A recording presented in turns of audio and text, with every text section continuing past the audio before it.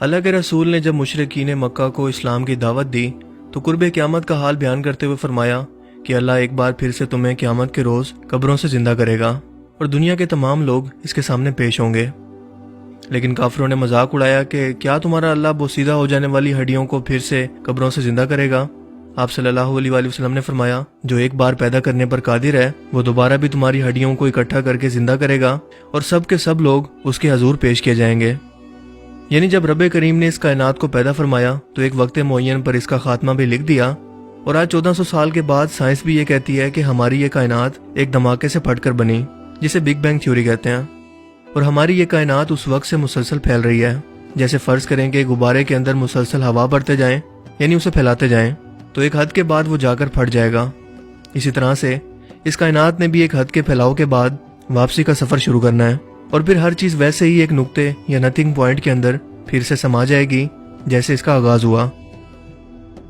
قیامت کا یہ منظر کیسا ہوگا یہ سمجھنے کے لیے اتنا ہی کافی ہے کہ حال ہی میں سائنٹسٹ کو زیر سمندر یعنی دنیا کے سب سے بڑے سمندر بحر الکاہل کے نیچے ایک ایسا آتش فشاں پہاڑ ملا ہے جو پچھلے 150 ملین سالوں سے اب تک سو رہا ہے۔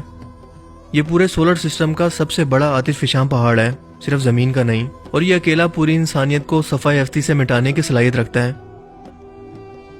حضرت اسرافیل علیہ السلام اللہ کے حکم کے منتظر کھڑے ہیں کہ کب کائنات کے خاتمے یا قیامت کا حکم ملے اور وہ سور پھونکیں، اور جب اللہ کا حکم ملے گا تو اپنے ہاتھ میں موجود اس ٹرمپٹ کو وہ ایک بار بجائیں گے، جس کے بعد دنیا کے تمام انسان مر جائیں گے، ہر چیز فنا ہو جائے گی۔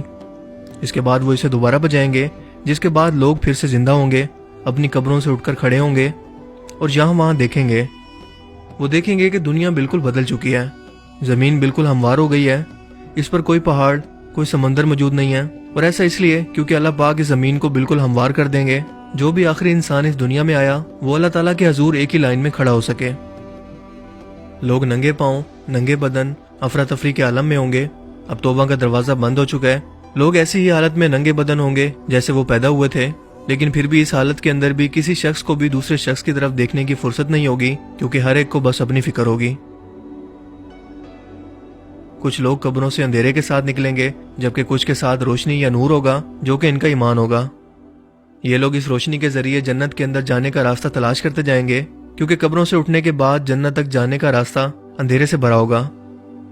جبکہ جن لوگوں کے اعمال بہت برے ہوں گے یا وہ جہنمی ہوں گے، ان کے پاس یہ روشنی بالکل نہیں ہوگی، اور وہ ان ایمان والے لوگوں کا پیچھا کرنے کی کوشش کریں گے کہ کسی طرح سے وہ بھی ان کو فالو کرتے ہوئے اعمال کی جگہ پر اور پھر جنت میں پہنچ سکیں، لیکن کوئی ایک بھی شخص کسی دوسرے کی مدد نہیں کرے گا۔ جبکہ کچھ لوگ ایسے ہوں گے جو قبروں سے اٹھیں گے، ان کے پاس نہ تو روشنی ہوگی، اور جب وہ آگے بڑھنے کی کوشش کریں گے تو ان کے راستے کے اندر ایک بڑی دیوار ڈال دی جائے گی، اور یہ یہیں قید ہو کر رہ جائیں گے، اور انہیں حساب کتاب سے پہلے ہی یہیں پر عذاب شروع ہو جائے گا۔ اور یہ لوگ ہوں گے منافقین، جو ظاہری طور پر کچھ اور تھے لیکن ان کے دل کے اندر کچھ اور تھا۔ جبکہ کچھ لوگ چاہنے کے باوجود بھی اپنی قبروں سے نہیں اٹھ پائیں گے، ان کے پیٹ بڑھ جائیں گے، اور جب وہ اٹھنے کی کوشش کریں گے تو پھر اوندے منہ گر جائیں گے۔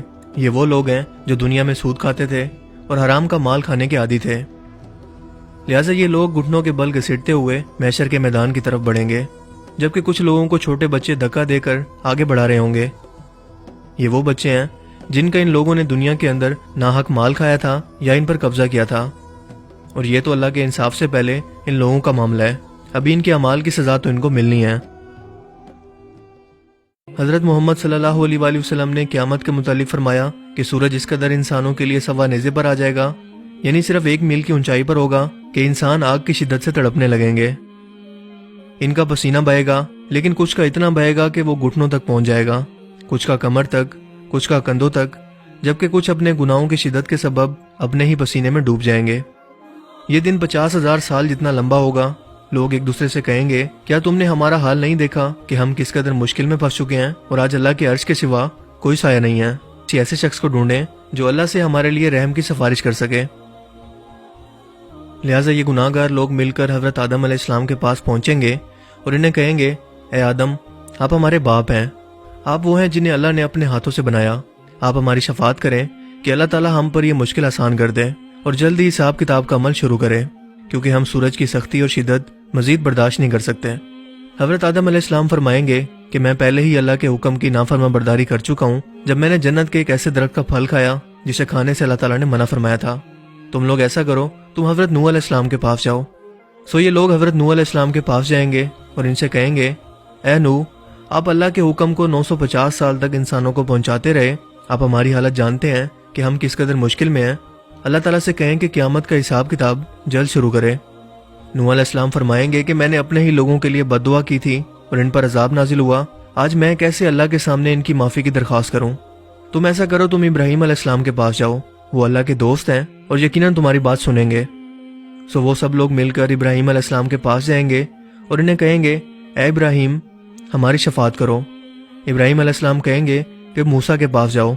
हज़रत मूसा अलैहिस्सलाम इनको हज़रत ईसा अलैहिस्सलाम के पास भेजेंगे और फिर हज़रत ईसा अलैहिस्सलाम कहेंगे कि मोहम्मद सल्लल्लाहु अलैहि वसल्लम के पास जाओ, क्योंकि ये सभी अल्लाह के जलीलुल कद्र पैगंबर जानते हैं कि वो सिफारिश नहीं कर सकते। लेकिन फिर भी एक एक करके रसूलों के पास भेजने का मकसद ये बताना है कि अल्लाह अपने प्यारे नबी आखिरुज़्ज़मां अंबिया के सरदार हज़रत मोहम्मद सल्लल्लाहु अलैहि वसल्लम को इस रोज़ हाईलाइट करना चाहता है। क्यों अल्लाह और इसके फरिश्ते आप सल्लल्लाहु अलैहि वसल्लम पर दरूद व सलाम भेजते हैं और वो क्यों इंसानों के लिए और पूरी दुनिया के लिए रहमत है। आखिरकार ये लोग हज़रत मोहम्मद सल्लल्लाहु अलैहि वसल्लम के पास जाएंगे और कहेंगे कि आप अल्लाह के सबसे प्यारे नबी हैं, आप खातमुल अंबिया हैं, आप हमारी सिफारिश करें क्योंकि अल्लाह पाक आपकी सिफारिश को कभी रद्द नहीं फरमाएगा। आप सल्लल्लाहु अलैहि वसल्लम फरमाएंगे, बेशक मैं ही हूँ, बेशक मैं ही हूँ जो सिफारिश करूँगा। आप फरमाएंगे कि मैं अल्लाह के अर्श के नीचे सजदा करूँगा और अपनी उम्मत की माफ़ी के लिए दुआ करूँगा। मैं तब तक सजदे से सर नहीं उठाऊँगा जब तक कि अल्लाह ताला मेरी उम्मत को माफ़ ना कर दे। चुनांचे आप एक लंबा सजदा करेंगे। अल्लाह पाक फरमाएंगे, ओ मोहम्मद, सजदे से अपना सर उठाओ, कहो क्या मांगते हो, सब कुछ मिलेगा, हत्ता कि शफात भी मिलेगी। आप सल्लल्लाहु अलैहि वसल्लम फरमाएंगे, ए अल्लाह, मेरी उम्मत, मेरी उम्मत, ए अल्लाह, हिसाब किताब का अमल जल्द शुरू करवा दे। अल्लाह ताला आपकी दुआ को कबूल फरमाएंगे और इसी वक्त आसमान से फरिश्ते उतरना शुरू होंगे और अल्लाह के अर्श के नीचे हिसाब का अमल शुरू होगा। ये फरिश्ते कतार दर कतार, ग्रुप दर ग्रुप जमीन पर उतरेंगे, जिनके हाथों के अंदर इंसानों के अमाल की किताबें होंगी। लोग कतार दर कतार खड़े होना शुरू हो जाएंगे और इन किताबों के अंदर इंसान के अमाल का एक लफ्ज भी छुपा हुआ नहीं होगा। इसके बाद जहन्नुम को भड़काया जाएगा। इसके शोले आसमान को छूते होंगे। इसे 70,000 जंजीरों ने जकड़कर कंट्रोल किया होगा और हर एक जंजीर को 70,000 फरिश्तों ने पकड़ा होगा।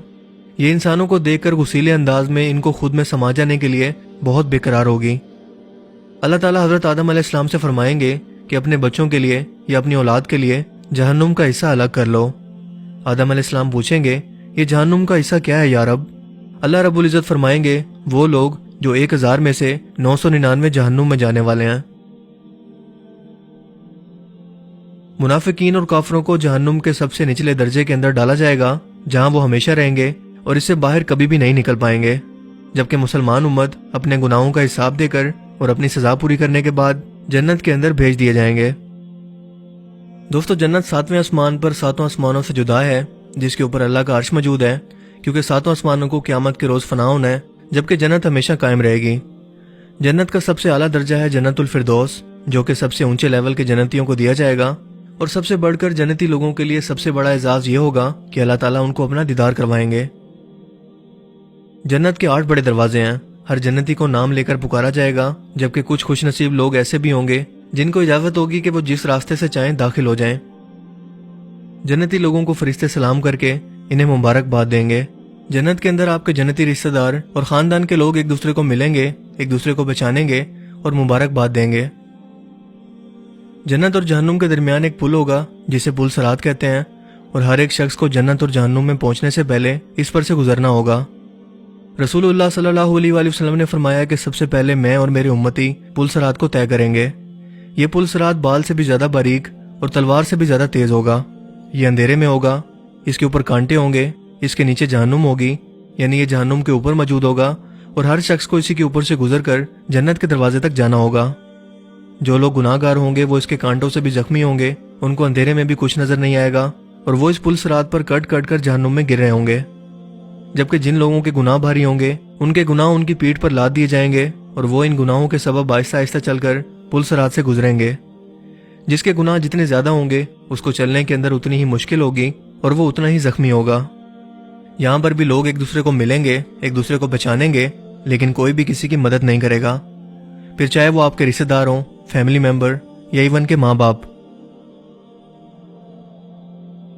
نبی کریم صلی اللہ علیہ وآلہ وسلم جنت کے دروازے پر یعنی کہ پل صراط کے دوسری طرف موجود ہوں گے اور آپ دعا کریں گے، یا ربی سلم یا ربی سلم۔ اللہ کے رسول نے فرمایا کہ تمام رشتہ دار ایک دوسرے کو پہچانیں گے، لیکن قیامت کے روز 3 ایسے مقام ہوں گے جہاں پر وہ ایک دوسرے کو پہچاننے سے بھی انکار کر دیں گے، کیونکہ اس موقع پر سب کو اپنی اپنی فکر ہوگی۔ اور وہ 3 مقام یہ ہیں: جب نامہ اعمال دیے جائیں گے، جب نامہ اعمال تولے جائیں گے، اور جب پل صراط پر ہوں گے۔ اے اللہ ہمیں بھی ان خوش نصیبوں میں شامل فرما جو پل صراط کو کراس کر سکیں اور ہمیشہ کے لیے جنت میں داخل ہو سکیں، اور ہمیں طاقت دے کہ ہم نیک اعمال کر سکیں اور اپنے گناہوں سے توبہ کر سکیں کہ اس سے پہلے ہم پر توبہ کا دروازہ ہمیشہ کے لیے بند ہو جائے۔ مجھے امید ہے کہ آج کا یہ ویڈیو آپ کو پسند آیا ہوگا اور اس سے کچھ نیا جاننے کو ملا ہوگا۔ اگر آپ کو یہ ویڈیو اچھا لگا تو اسے لائک کیجئے اور مزید اس طرح کی انفارمیٹیو ویڈیوز کے لیے اس چینل کو ضرور سبسکرائب کریں۔ اب میں ملوں گا آپ سے ایک نئی انٹرسٹنگ ویڈیو میں، تب تک کے لیے اپنا بہت سا خیال رکھیے گا۔ Thanks for watching this video. اللہ حافظ۔